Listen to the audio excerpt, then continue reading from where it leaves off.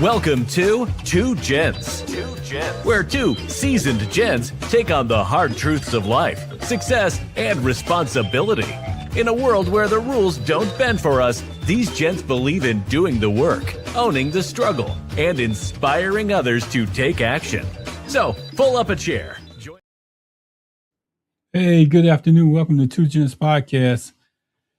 I was worried about my sound out there, and I can't hear it. Hopefully, you can hear me because this thing is going on the fritz again.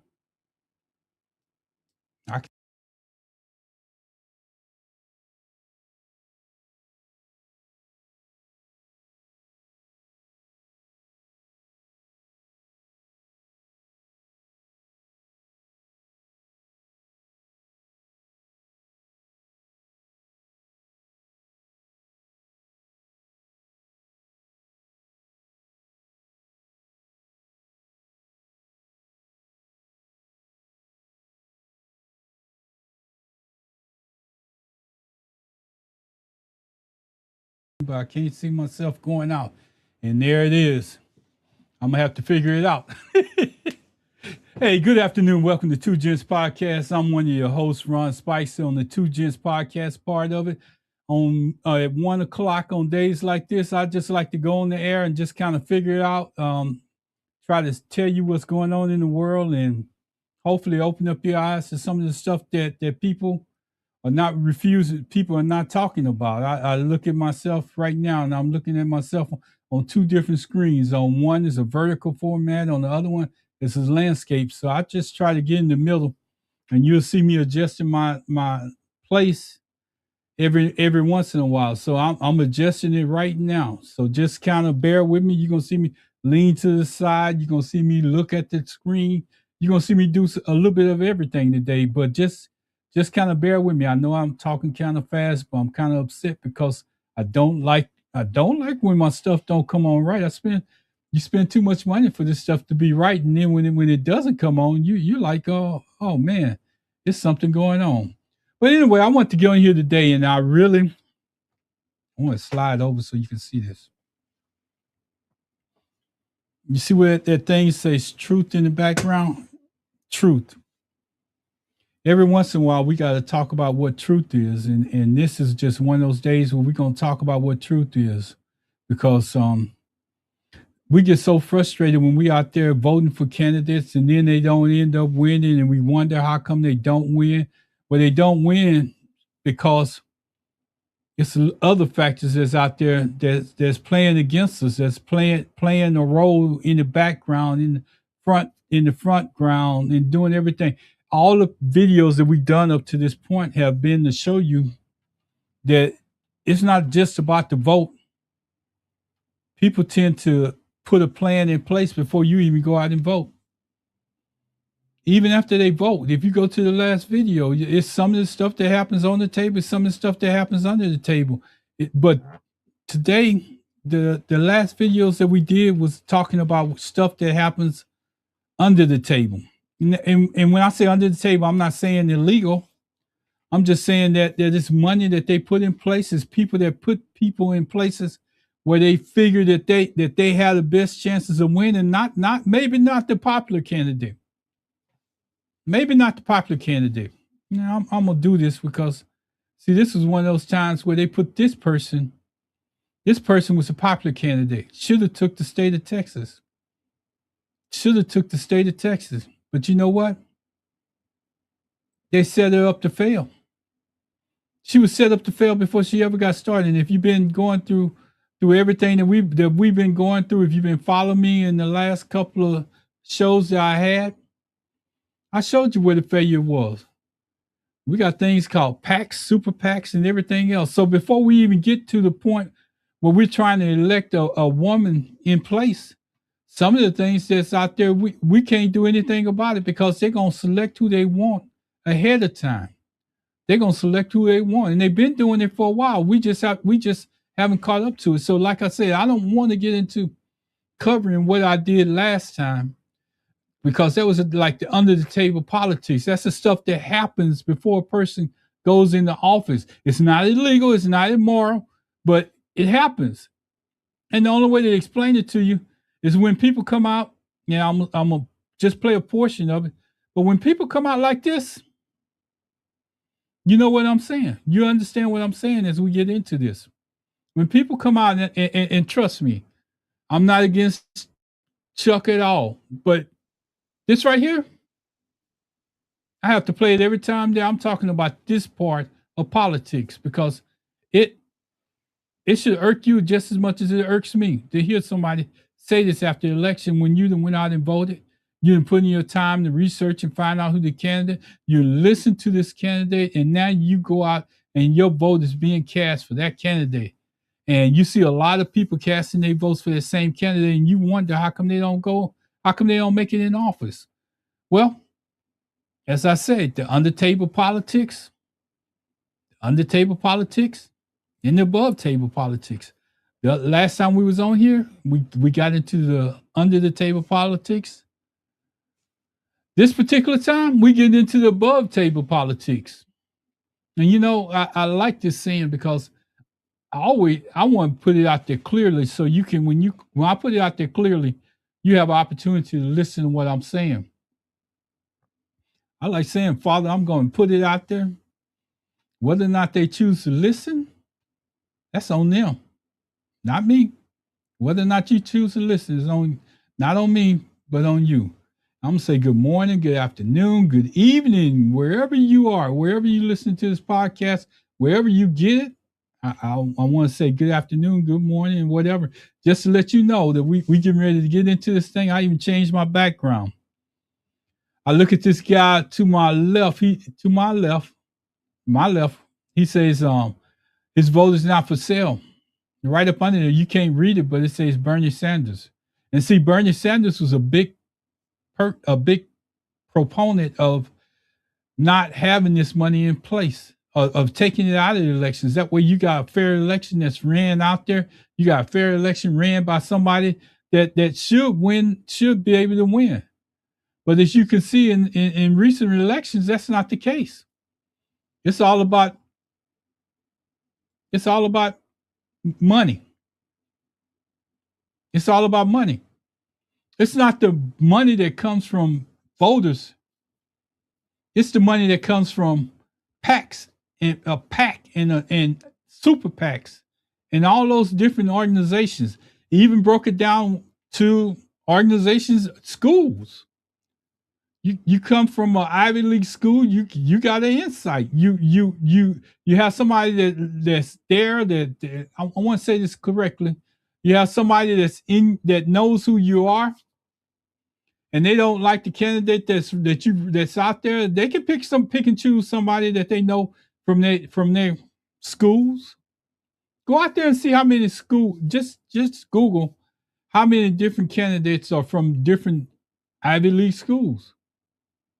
I think you'll be amazed because that is a tie-in to what we're about to talk about today.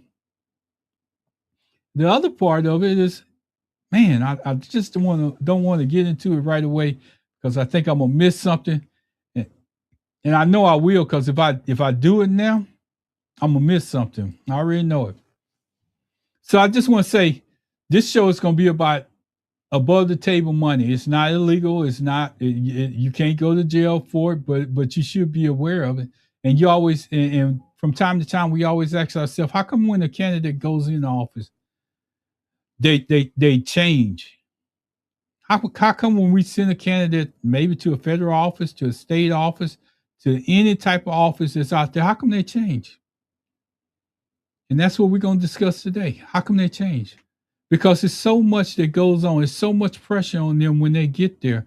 From the time that they get elected into office, we want them to go in there. We want them to change things. We want them to put bills before the table. We want them to be so organized that they're just fighting for the people that's back in their community. A lot of times they don't get to do that. From the time that they get in office, they basically following somebody else's footsteps out there. They following somebody else's rules or guidelines that they put in place. And when they follow it, you know what? They don't have no choice. If they basically telling them, if you want to be here next cycle, you better learn how to dance. You better learn how to do what I say do. And that starts early on. Remember, I was telling you about that under the table money before they get in the office? Well, that under the table money comes back and bite them in the butt when they get in office. And now it's right on the top of the table. It's served up like a Thanksgiving dinner with turkey, dressing, corn, and whatever else you may eat. Red beans and rice, you name what you want to eat, and it's on the table right now. It's there for a purpose. It's there in front of your face, and it's not illegal. You have these people, and I'm gonna set this up like this. You have people walking around the halls of Congress and the house in the Senate house over there in the Senate, and they wear badges. They're able to walk up to anybody that's there, and they can knock on their office, walk in and talk to them and do all the rest of the stuff. Tell them, "Hey, my name is such and such person. Welcome to Congress. I'm from this particular pack, or I'm a lobbyist from here, and I just want to introduce myself right now. I just need you to get to know me, and you're gonna see me from time to time, and basically all they're saying is that you're gonna see me going into your leaders' offices from time to time. Then your leader's gonna send back a message and tell you, hey, I need you to get on board with this. And then when you don't get on board with it, that's the very same person with that badge that's able to walk them halls. Maybe you don't feel this way, but I just want to tell you, just kind of shut it down a little bit, or don't make it so loud, and we're okay with that. We know the reason why you can't get on board with this, but if you just shut it down a little bit, we're gonna still kind of support you. See, that's a long time from that under the table money, those under the table packs that you see people say, "Oh, that's not true. That's not true. I don't take money from packs. I don't take money from packs." I like calling names. I don't like biting my tongue. Oh, see, the thing about packs, and you need to notice the thing about packs is that they can spend money on you. They can spend money on you, but you may not know that they're spending money, and that's a lie. You know exactly what they're doing. That's a lie. You know exactly what they're doing, and that's the reason why I'm putting this up on the stage, because I'm gonna say this every time I get on the air. Every single time I get on the air, you're not getting my vote.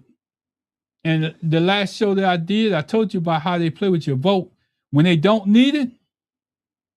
They treat you like a yo-yo. They reel you out and let you walk like a dog on the ground and do whatever you got to do. But when they want you to come back and that yo-yo still got momentum in it, they pull your vote up. And that's what they're going to try to do in this race, this particular race right here. I just had to put it up because I'm still hurt. I'm sorry, you're going to pay the price because I'm still hurt behind what y'all did to Jasmine. And every time I put it up, it's another person I'm going to put up at least once a month, because I never want you to forget what has happened, what has happened in the past. But we couldn't. Anyway, I'm gonna get to that later. This morning I woke up with a program that was on TV, and it was a reminder, a confirmation, a nudge from above, whatever you want to call it, that we were talking about money, not the money under the table, the kind we've already discussed, but the money that sits right there on the top of the table, served up like a Thanksgiving dinner to anybody that's in Congress or in the Senate that's in there for the first time. That money shows up from these PACs. And I'm just telling you that you might as well get prepared for it, because if you went into as much detail as I did, you'd be totally messed up in the head. Especially if you out there, I'm gonna say this, especially if you're out there on a daily basis and you supporting your candidate, you knocking doors, you going out telling people, hey, this is who you should be voting for, and you think that effort's being it's an effort that's making a big difference. No, not necessarily. Yeah, it does help if you're trying to get a vote from a certain area, or if you're just a local politician or something. But if you're out there knocking doors and you got a particular person in line that you're trying to line up with, it ain't helping, because you have people like these super PACs, that have people that's knocking on their doors at the same time you are, knocking on the politicians' doors because they're in the White House, or they not White House, but they're in the House or they're in the Senate right now, and they just knocking on the doors saying, "Come on in, come on. I got something I want." You remember when I had you up? You remember when we put you in place?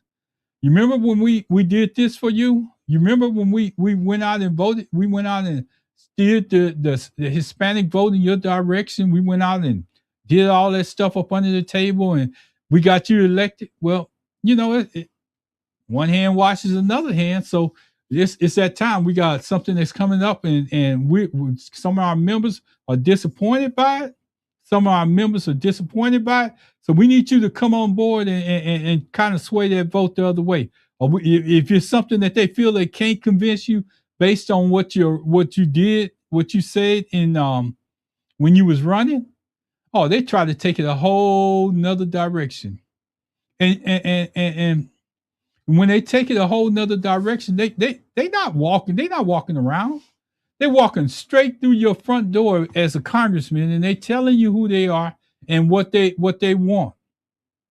You remember I was telling you about how they can, like when the insurrection happened, they could identify everybody that was there. Well, that same person that's got that badge that's walking around that House or Senate trying to get you to vote a certain way, or telling you what they did, or reminding you the favor that they did for you to get in the office, is the same person, same people, them PACs, lobbyists, and posters, and whatever you want to call them. They still knocking at your door, coming in, closing the door. They got a schedule.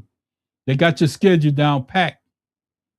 You see, you got to watch for that, because they got your schedule down packed. And you heard Pastor Reagan say this before. He said, I couldn't run for office because I'm not going to compromise who I am. I can't compromise who I am. And that's what they basically do. They make you compromise yourself. They make you compromise your vote, because now they done got you comfortable. They got you into a place where they can use you, or they got so many of y'all grouped together that the bills and whatever comes up on the floor or whatever is not going to make it if y'all don't agree to it. So we can take that control from you. We can tell you what we're going to do. And if you don't get on board, we're going to tell you that, hey, this might be your last time in office, because we're not going to do what we did for you before. So just like you think you're out there voting people in the office, and you think that our vote counts, well, they can manipulate that vote. Money, and I don't care what nobody say. I heard one of the guys like me, I'm not calling no names. He say it's not about money, it's about numbers. No. Let me break it down to you so you know that it's not about numbers. It's about money. And I'm gonna use this same example that I always use, because that's the most recent one that you can identify with. Tallarico was a nobody. He was a state Senate member. I'm gonna say that again so y'all can understand. A local person that was voted to represent their district. It's no way that Tallarico could have came up on the level that Jasmine Crockett was, especially for the vote here in the state of Texas. If that big money, that PAC money, wouldn't have been in place, even the people that voted for him wouldn't have knew who he was. Those numbers can be showed too, but you won't see them saying nothing about it. You know why? And I'm going to tell you the exact reason why. The people that's doing the shows like I'm doing, or the people that's in key positions doing podcasts and stuff, see, they like to reach out to people like, they like to reach out. And Chuck, don't take this the wrong way. I just like using your picture, because they like to reach out to people in positions like him. Like Chuck. They like to reach out to people like Chuck, because Chuck is going to have that PAC money behind him. He's going to steer that thing in the right direction. And Chuck is just a representation of other people out there that don't get their face on, or they'll come on when something happens. He's just one of those people that does what he does, and he does a good job of it. Nothing against that. Nothing I mean, but it's not fair. But it's not fair. I can tell you that. So as we get on through this, and as I say to myself this morning when that episode was playing, when it was on the TV, as I looked at it, today we're going back down how power really works in America. Because if you don't understand how it works, you're gonna be lost.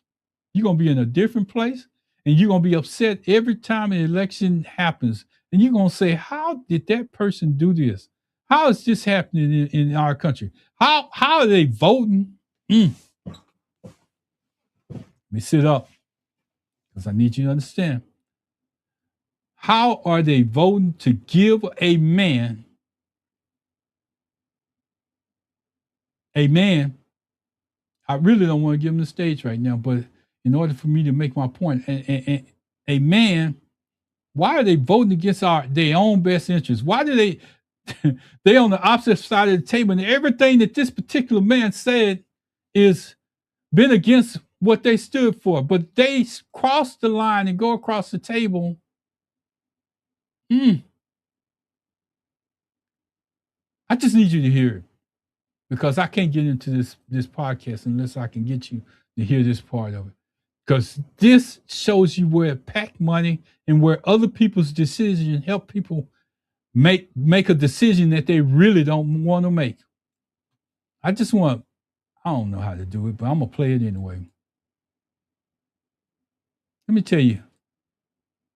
Are qualified. And in the spirit of affirmative action, we have Ramon and Cadillac are your two pilots. They've never flown before, but they are black. If I'm dealing with somebody in customer service who's a moronic black woman, is she there because of her excellence, or is she there because of affirmative action? I'm only here because of affirmative action. Yeah, we know you do not have the brain processing power to otherwise be taken really seriously. The war on white people continues. You had to go steal a white person's slot to go be taken somewhat seriously. We are raising a generation of weak people like Simone Biles. LeBron James is a self-interested, narcissistic, and we know he's not very smart. You're representing your nation. You're selfish sociopath. Not very bright, not wise.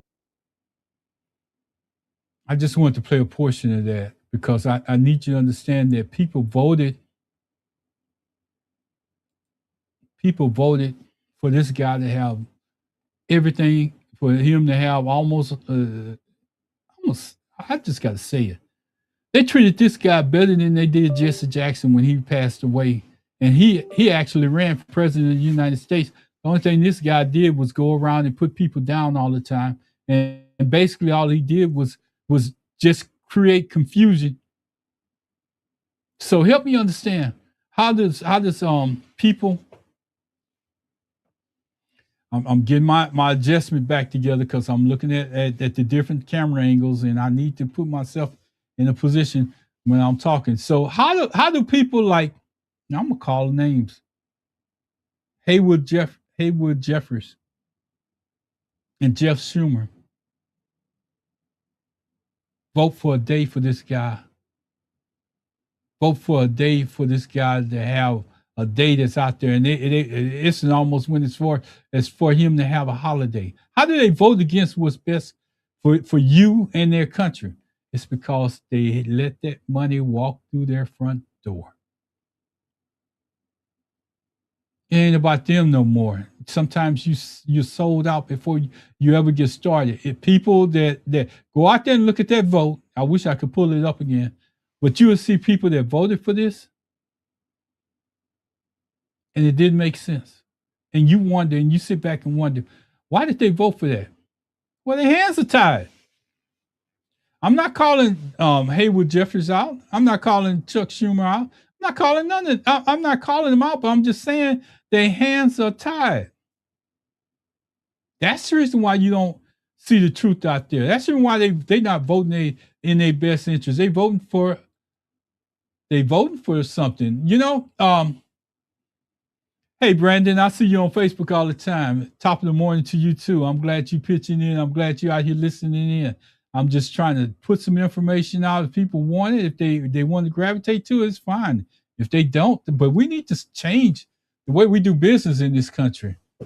The way we do business in this country, the way we're perceived around the world, and That's how we end up with people like Trump. People say, well, the reason why we ended up with Trump is because of Obama. No, it wasn't because of Obama. They were already there. They just needed a way to open up the door. They had their sheets on before Trump got in office. But after Trump been in office, they took them sheets off. They don't care what you think. They don't care how you feel. They really don't. They don't care about none of that. They done took their sheets off and they standing right in front of your face. Just like these super PACs and PACs.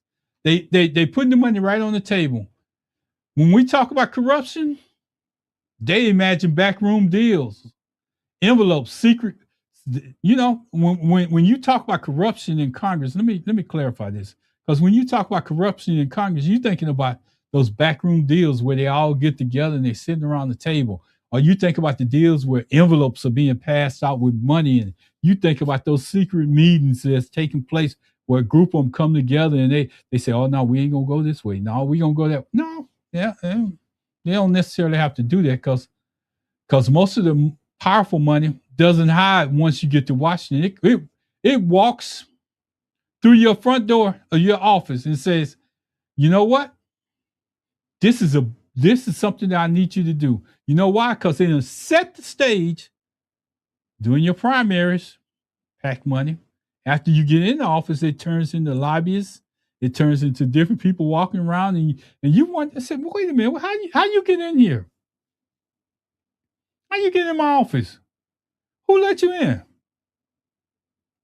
Then you look at their chest; they got almost the same badge that you got on as a congressman. But they're coming to change your mind on something that you didn't vote into. Just letting you know. We need to educate ourselves. We need to stay educated, or else we're going to look like fools every time. And what Bernie Sanders said was we need to get that. Elizabeth Warren said, and a couple of other people said, we need to get that money out of there. But every time somebody brings it up to the floor, oh no.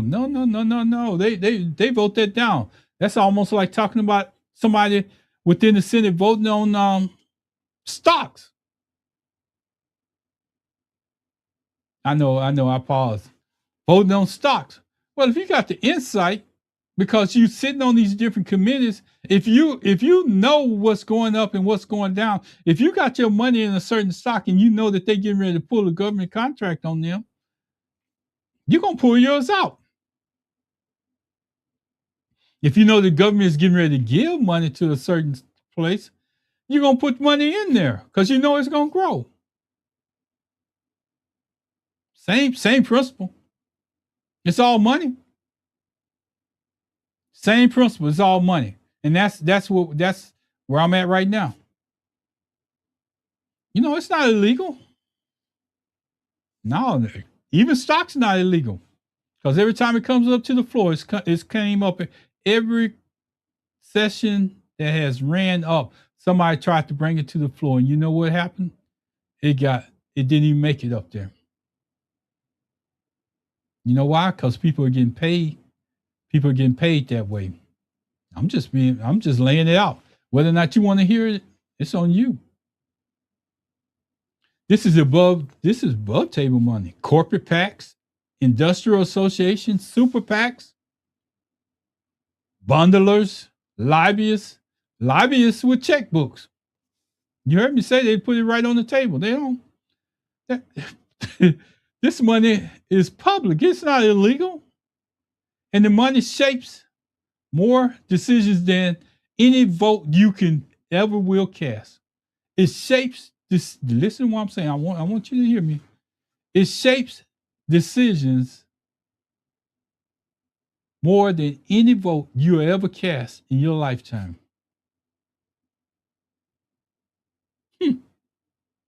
Yeah. They'll vote against their own interests because of the money that they got, because of the loyal.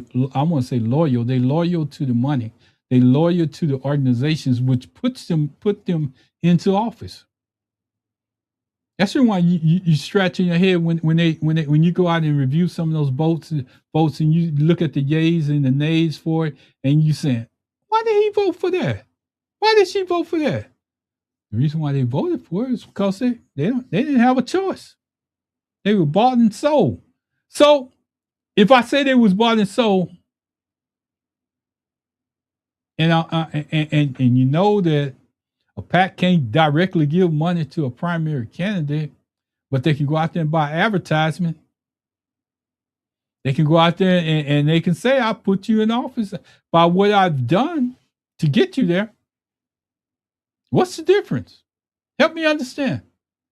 Because I'm not smart. I'm not smart enough to understand it. And they banking on you not getting information like this. Because if you get information like this, you can go out and research it for yourself. I'm not putting out something that's out there that you can't find out for yourself. Everybody else is putting out information. We talking about Iran. We talking about this, and we talking about. I even heard one of the shows out there, one of the prominent shows I listen to. They worrying about the clean. I'm gonna say. I'm gonna say it. They're worried about the cleaning products that you use in your house. They're not even worried about the vote. They're not even trying to explain to you about what politics are being played. They're not trying to do that. They want to tell you about your tarot cards or whatever you do, but they're not getting you into the meat of why you calling their shows upset after the election. But they want to walk you down that aisle while they selling books all at the same time. I don't care about you selling no books. Help the people get educated. Help the people get organized to a point where they have a purpose, where they're trying to get something. That's the problem with us now. We want to take side roads. We want to promote everybody and anybody. When it says on our show, when we do stuff like this, it says that we are a satellite radio show dealing with politics.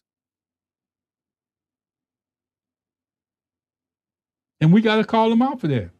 We got to call them out, because then you wonder how come people don't come to your platform when it's time to run for office. How come they don't spend money with you when it's time to run for office? Then you want to call them out and say, well, they didn't come here and spend money with me. Well, they didn't come with you because every other week you changing to something different. You promoting yourself, your books, and everything else. That's the reason why they're not coming to you, spending money. And then you wonder how come. Then you want everybody else to get on board with you. I'm sorry. I'm getting sidetracked. I'm getting in my feelings again. You know, members of Congress just don't represent the district. They represent donors. They're donors. The donors expect returns. You don't think they're giving all that PAC money out without expecting no return.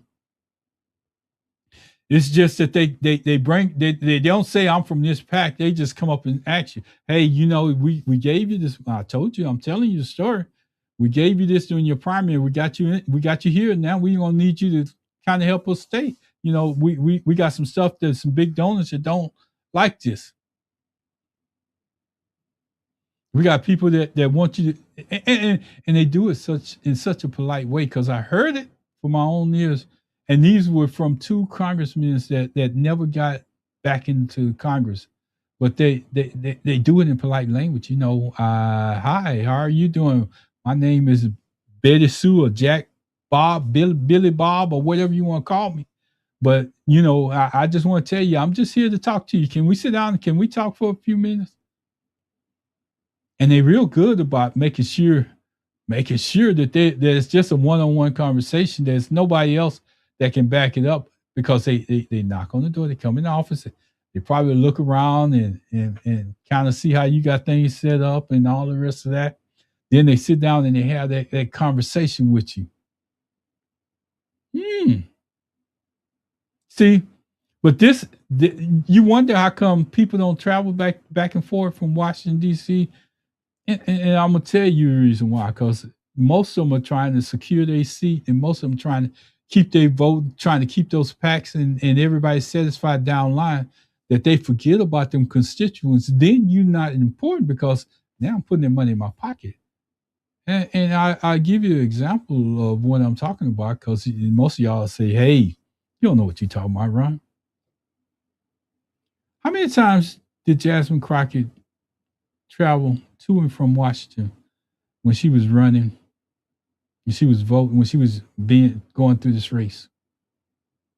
See, I always have to give examples. People don't like, they don't think that I know what I'm talking about. Jasmine was going, like, one day she was in Washington, one day she was here in Texas.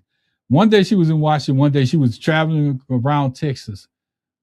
She was just going back and forth. I'm sure she's getting a rest right now.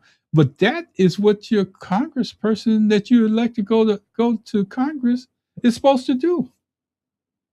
And she was doing that even before then. I remember when they was talking about taking her district away. She came down and she was speaking to people. She was in Texas. She wasn't in D.C. Now, I want you to watch something, and this is key too, because I want you to listen to what I'm about to say right now. Tallarico can't get in office without the black vote.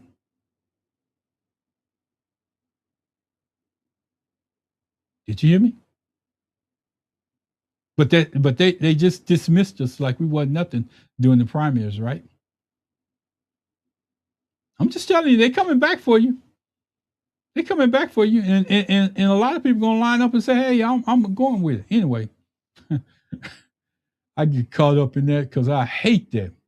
That's why child care. You know, that's the reason why child care is not unaffordable. Because of that PAC money. You got people that's large organizations that own different other places, and that's why you don't hear about affordable child care. That's why housing stays out of reach. That's why it continues to go up, because they have these different lobbies that represent them. That's why the healthcare system stays broken. It's benefiting the people with money. It's benefiting the organizations, the healthcare organizations, for it to stay broken. You think if they had a perfect healthcare system, it would be benefiting you? No, yeah, they ain't worried about that. Let me tell you. Let me break so normal people can understand. So you get 65, and you've paid in Medicare all your life. At 65, something happens that makes you think, I paid in Medicare, now I got to go get a supplement. I got to pay into Medicare. I got to register to pay more Medicare now that I'm 65, and you sitting out there talking about, oh yeah, how come this is not off the table? You heard Trump when he first went in office, he was talking about, oh, I'm not going to tax Social Security, but then he came back and changed it. He changed it. Why? Because it sounds good when you're going in the office, until these people, that money that's sitting on that table, till that money that's sitting on that table happens to creep into the scene. That money that was up under the table turns into money that's on top of the table by people walking into your office, knocking your doors. And I'll say it where you can understand it. When you're going around those houses, Senate, Congress, oh, they know your schedule better than you. I said it before, and I'm saying it again. They know when your Constitution is coming up, how often you go, when you go. Because that is just one of them places where they can go and, hey, I'm watching. He's standing there washing his hands, or she's standing there watching. Hey, how you doing? I just want to introduce myself. That's how the game is played. That's how they get you. They follow you around, and as they follow you around, you become the person that they're trying to get to. And here's the reason why the congressmen is giving respect, because they came out of their leaders' office. They didn't see them walking with the different Republican leaders. They didn't see them walking with the Democratic leaders. They didn't see them walking around the office, around the houses like they own the place. And they got a badge that look like theirs. I'm telling you, it's rough out there. Because with the most needs, they service the people that have the least needs in this United States. Big money people. Don't let them fool you. People on the level of everyday working people that's voting them into office, people that's doing all that, They're not serving them. They're serving the person with the most money that can provide the most best services. And not all of them are like that. Some of them you can go out there and Google them and find out they never take back money, whether they ran for office or not. But the ones that's out there that's probably still in office, that's still hanging around, I can guarantee you PAC money is on the table. I can guarantee you if you check their stock record, they're buying a stock, selling a stock. You can check that. And if they own the different committees, check the stocks that they're buying.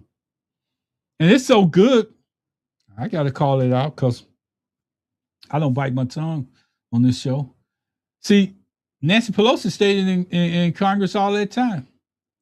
She probably didn't buy not one share of stocks. But you know what they're good at doing?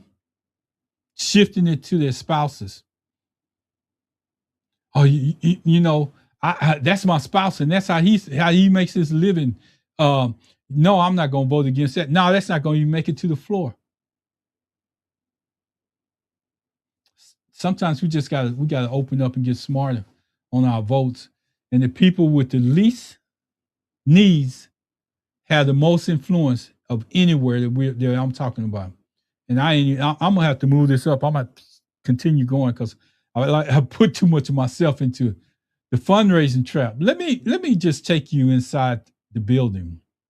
When a new member of Congress arrives, especially for progressive, especially someone refusing corporate PAC money, they are told one thing, and they make it very clear day one. Raise money every day, or you won't be here for long.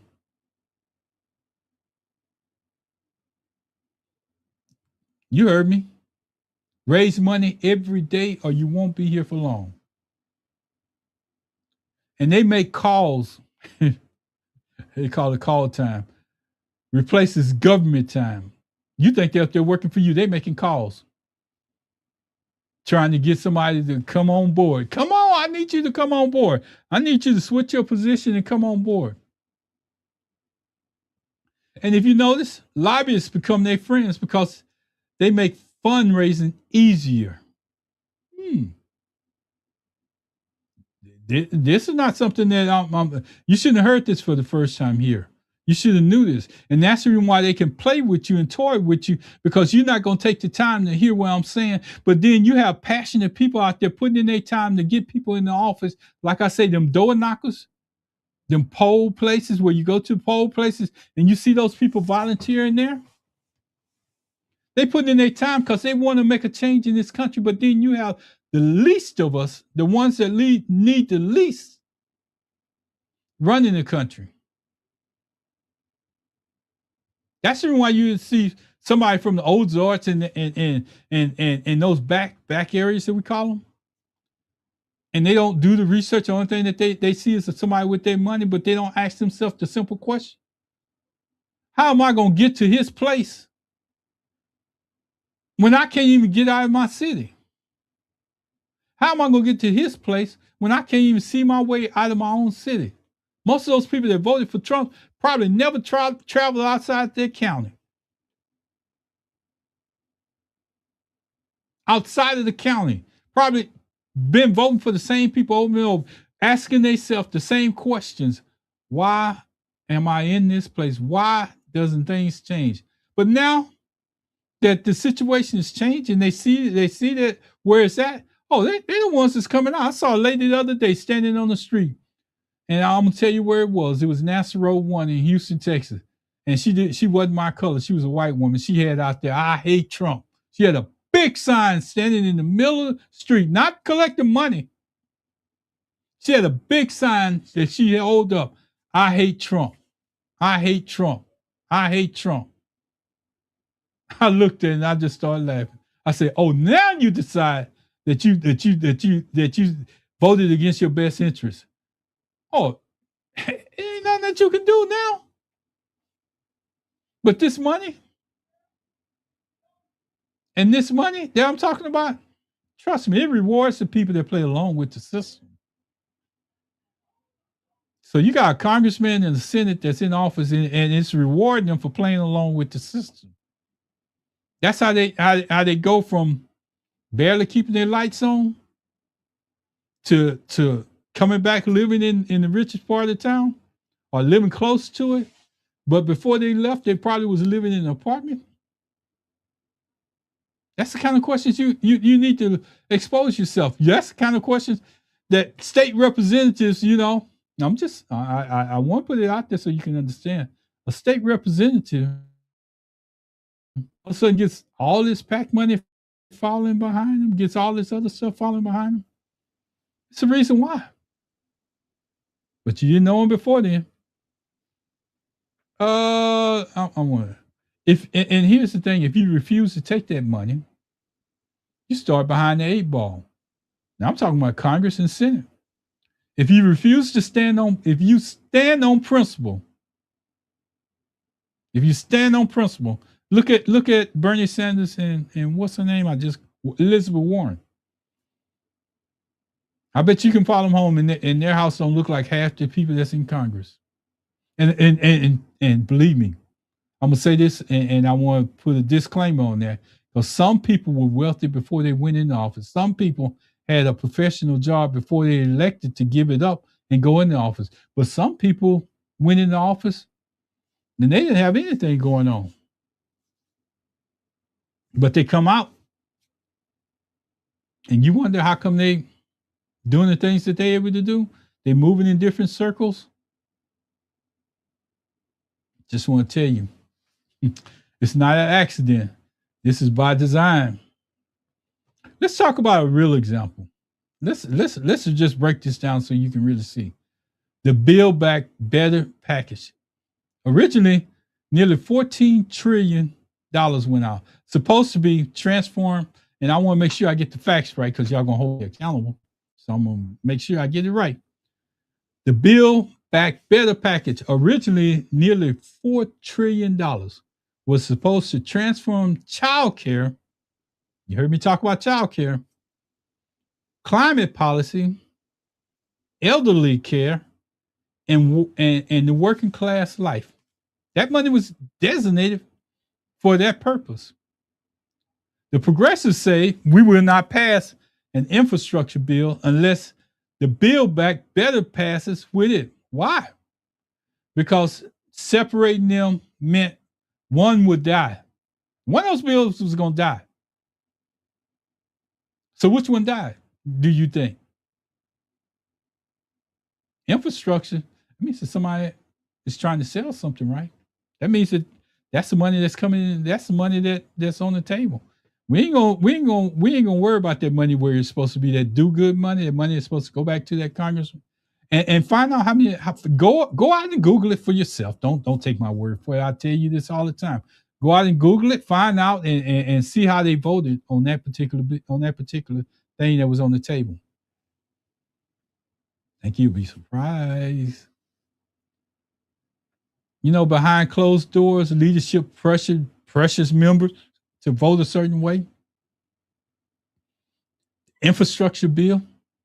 But you're gonna need bridges back in your house. Not that we don't. But what about just giving somebody child care? What about just putting money on the table? What about giving them affordable health care? What about taking people that reach 65? What about taking their money off the table? What about not taxing Social Security? That affects more people than that infrastructure bill.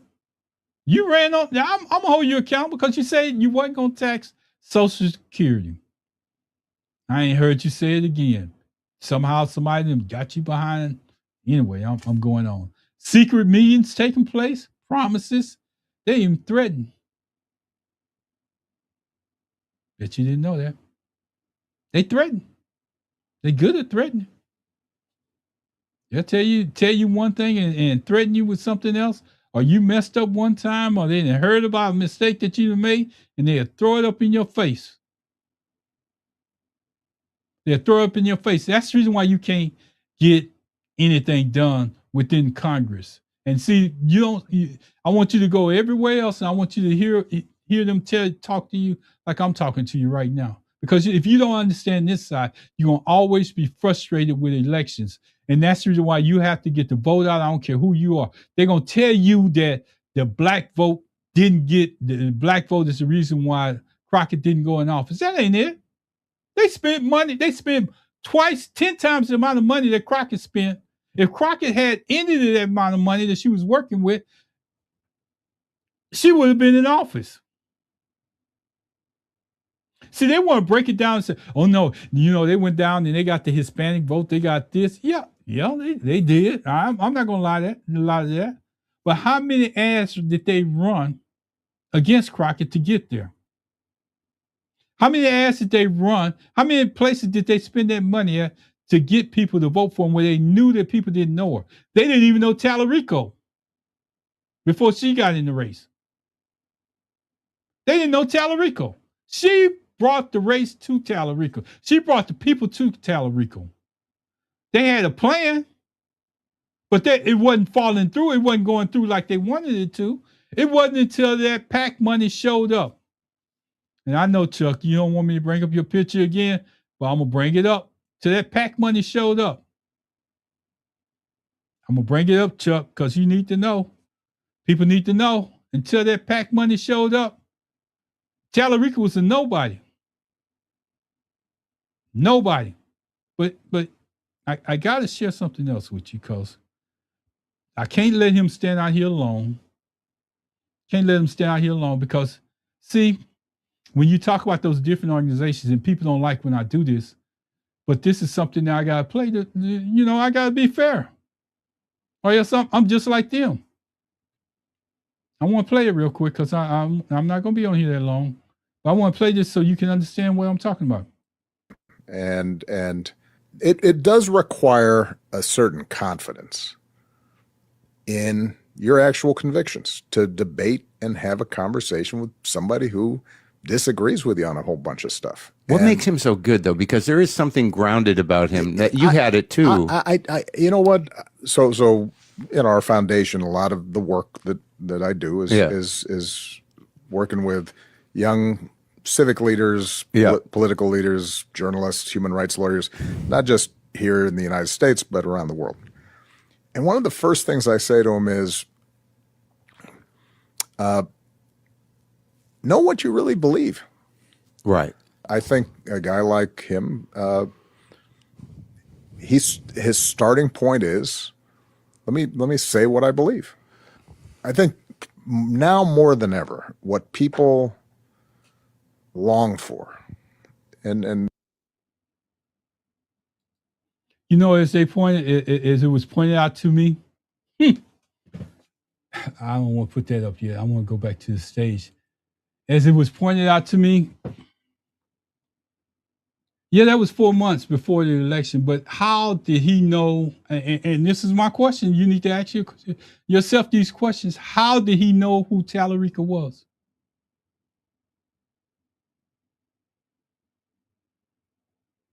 How? I'm asking somebody to know. You know how he knew? They got two things in common with Tallarico and President Obama, ex-President Obama. Both of them graduated from Harvard. Remember I was telling you last time? Just wanted to remind you this time. He didn't say nothing about Jasmine. Oh, I'm gonna move on because I only got a little bit of time. That was vilified. You could go out there and verify it yourself. Verify it, but that was vilified there. They were, they isolated.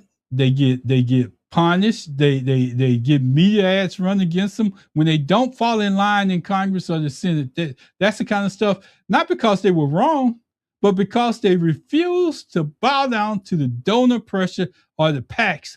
They all of a sudden they start having these negative ads run against them back at home, or they have this social media program come out where people are selling them short. See, I can use this because I know it. It ain't no way in the world that Tallarico would have showed up on Joe Rogan. He didn't show up as a state representative. I'm sorry. I just got to put it out there. Before he got in that election, just letting you know, People in places and influence. Now let's talk about one of the most powerful lobbying forces in America. You're going to be surprised. AIPAC is known for enormous campaign spending, strategy, targeting of progressive candidates, mobilizing constituents, enforcing unwavering political support for, I'm going to say it, wait. I want to hold this because I need you to understand. I want to hold this one for a little while. And you won't hear anybody else talking about this. You hear them call it AIPAC, but I want you to listen to what I'm about to say. I'm going to say it again because in the military, they say you need to say it more than once for it to sink into people. Enforcing unwavering political support for Israel. Who are we in the war with? I got to move on because I'm getting ready to lose my Instagram. You don't want to hear nobody else talking about it. AIPAC. Remember that name. And associated with Israel. Jewish activists who criticize Israel government policies, like people like Simon Zimmerman, have been spoken publicly about the backlash. Simone Zimmerman. I'm just putting it out there now. Whether or not y'all like it, whether or not y'all want to hear it or not, it's up to you. Accusations, smear campaigns. They're known for making accusations, smear campaigns. Darken mailers. They mail out mailers telling people that you're not on board. They weaponize language toward that candidate. They attempt to silence his dissent. So if you want to say something and you're not falling in line, they can silence him. Because they have money with other candidates that's sitting in the next office on the right or left, across the hall, down the hall, whatever they're doing. You have the leaders on board, but you can't get this particular person on board. So you smash him. You smash their record. You go out there and you go back. By the time they get home one day, they come home and they're like, what the hell? I got to fight this too? PACs. I told you at the table, they're on the table. All this is on the table. This is not under the table. It's about political power. AIPAC is not unique in its efforts. It's simply one of the most organized examples of how money shapes the outcomes in America. Why are we in this war? Why is Israel not fighting this war on their own? They already there. Why has America got to come over there and support them? Telling you. It's right in front of your face if you just open up your eyes and look. What's the personal cost of being in office and standing for justice? Standing for justice comes with a price. Not everybody's willing to pay it. Members who speak up for Palestine, they face humility. They would ruin in the media. They couldn't open their mouth. They couldn't do anything because of these PACs ruining them. Some of these people are in office in Congress and they're so isolated that nobody's talking to them because they refuse to be a part of what's going on.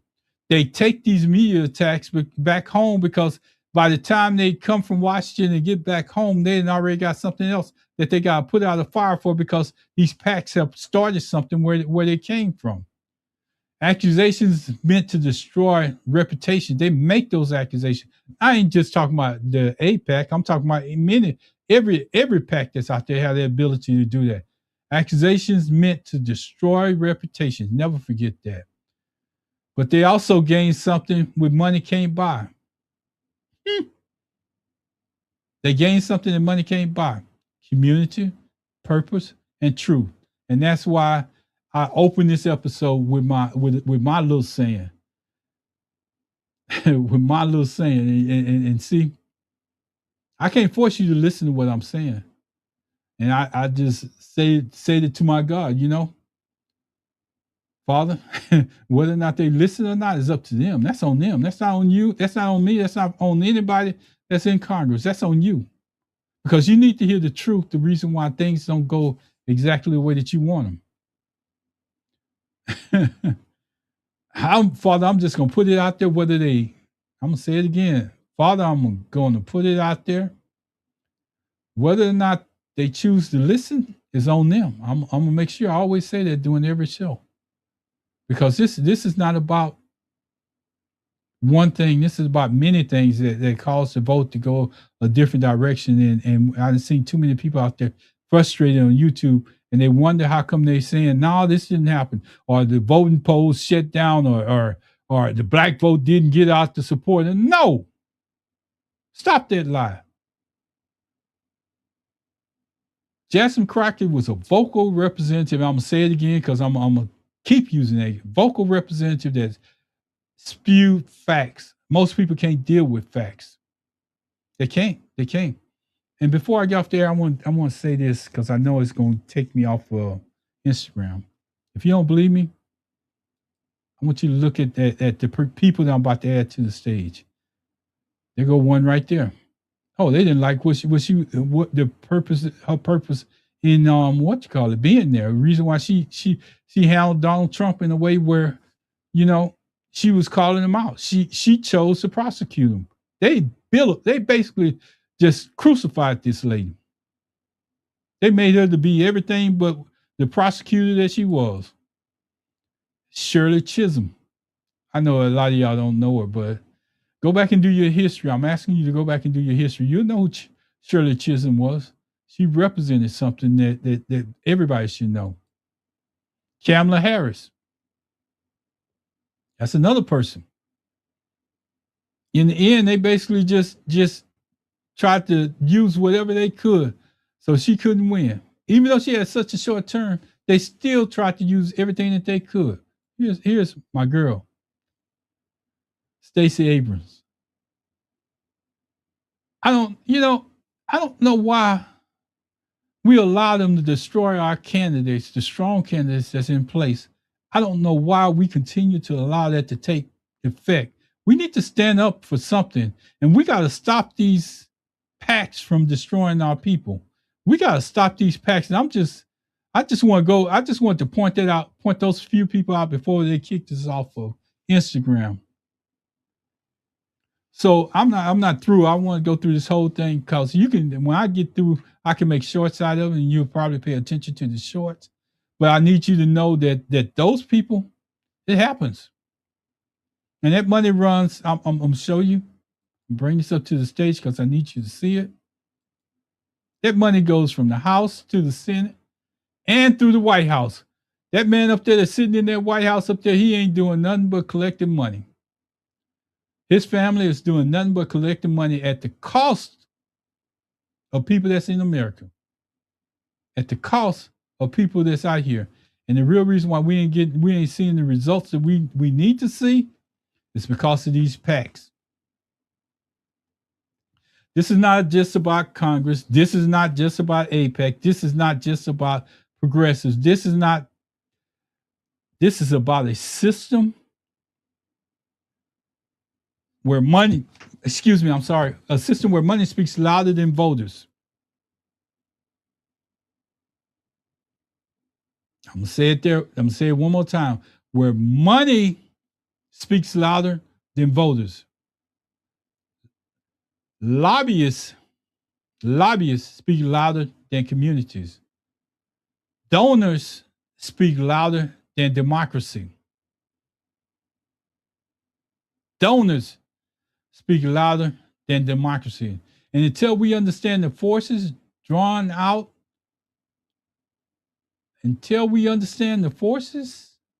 that's drawing our vote or drawing the people away from us or destroying our American system of voting, we're going to always have problems. Because our voice and our vote is being drowned out by PACs, super PACs, and money that's coming on the table, above the table, and everywhere else. So anybody can tell you, oh, no, they lost because, they didn't get the black vote out. No, they lost because the PAC was on their side. They lost. Now, I'll say it. I want y'all to hear me clearly.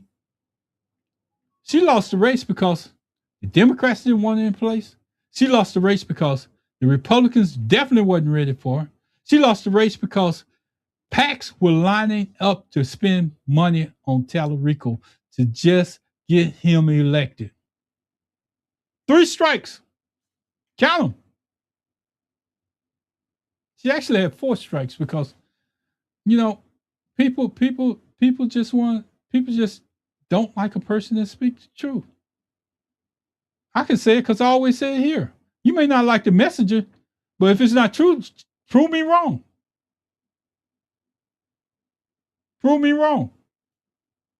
So we're going to, only thing I can say is I done went through this whole process, and I hope that you got something out of it. The money that they spend is legal. This money is public. And this money shapes more decisions than any vote that could ever be cast by I don't know how many people. That money is used to shape votes. That money is used to put your congressman in a position where they can be controlled. And that's all this show was about today. I'm going to say a couple of more things so normal people can. I'm talking to normal people, not the people that put this money together in these PACs. But I need to make sure that I cover this.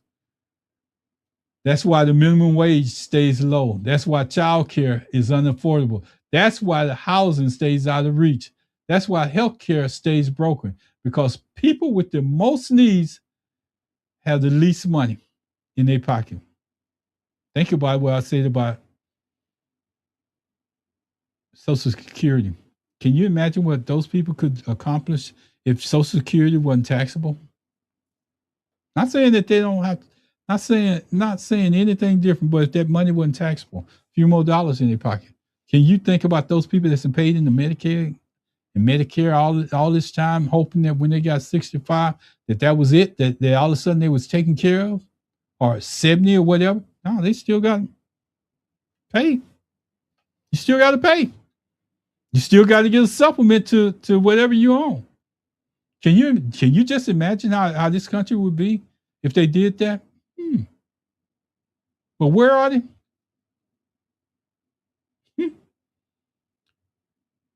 Let me just kind of close this out right now, because I didn't want to be on here that long. I always say that I'm like a Baptist minister when it comes to that.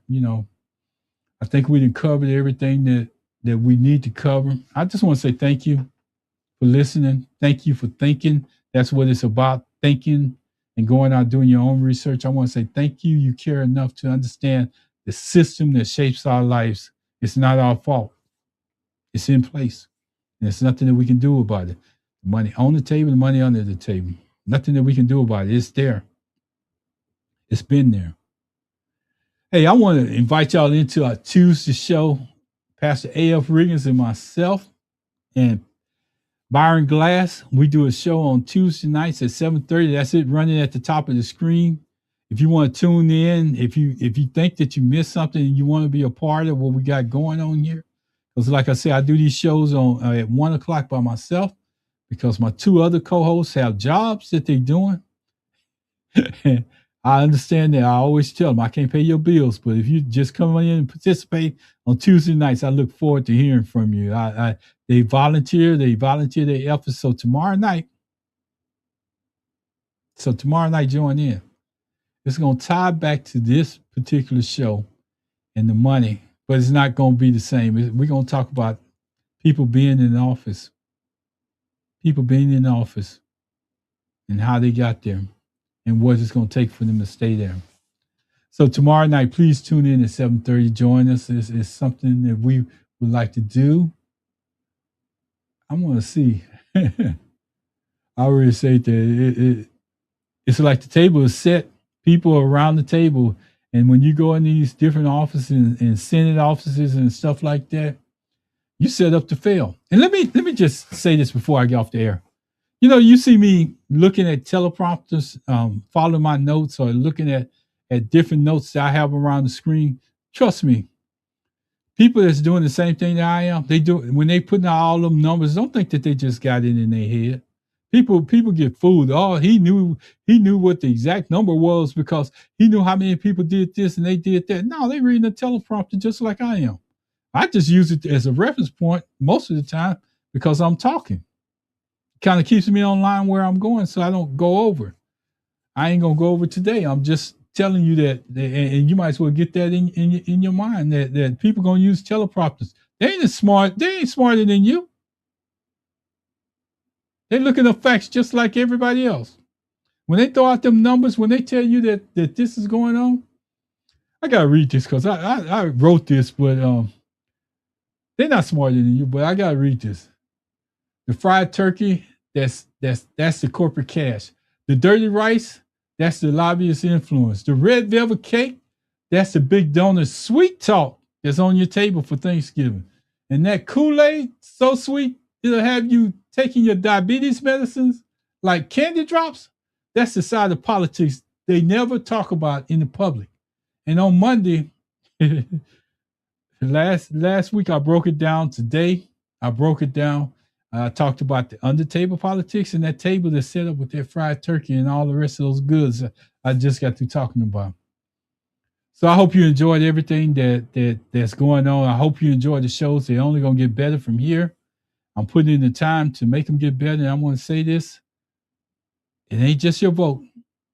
It's the people with the money. And if you hear any other person in my position that I'm sitting there and selling, that I'm sitting there and giving you information, it ain't just the money. It ain't just the vote. You can go out there and vote.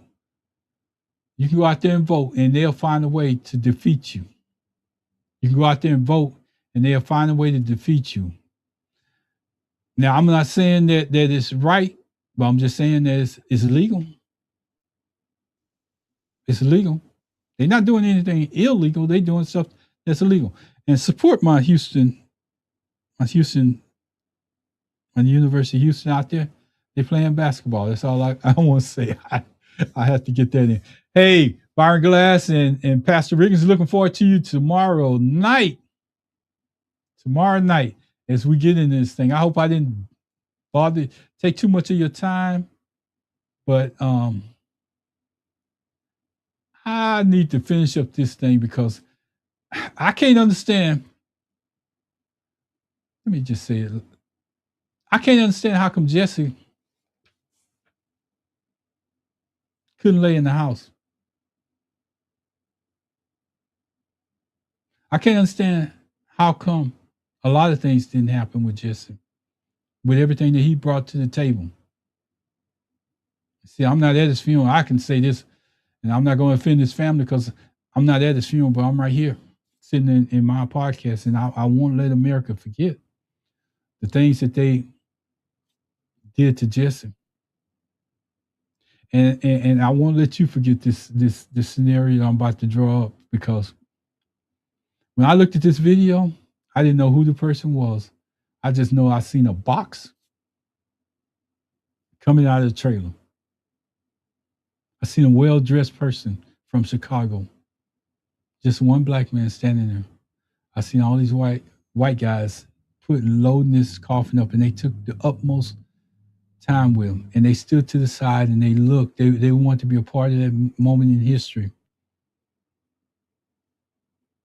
Jesse's body was being moved from the aircraft crate that flew him from wherever he came from to when he got back to home to Chicago. Now, I'll never forget this statement. I want to leave you with this. That particular person that was standing at the end, he said, "Welcome home. Welcome home." As he secured that body, he said, "Welcome home." That was a moment in history that you probably won't get out there in national media, but I want to make sure that I share it here with you. And I just want to say, thank God, thank God, thank God, because if it wouldn't be for places like this, we wouldn't be able to get the information out that we need to hear. So the primaries are coming up. I'm going to say it one last time. I'm not voting for Tallarico. I don't care who on that line. It ain't going. My vote ain't going there because he You heard it. Go. If you didn't hear it, go back and listen to it. I want to say thank you.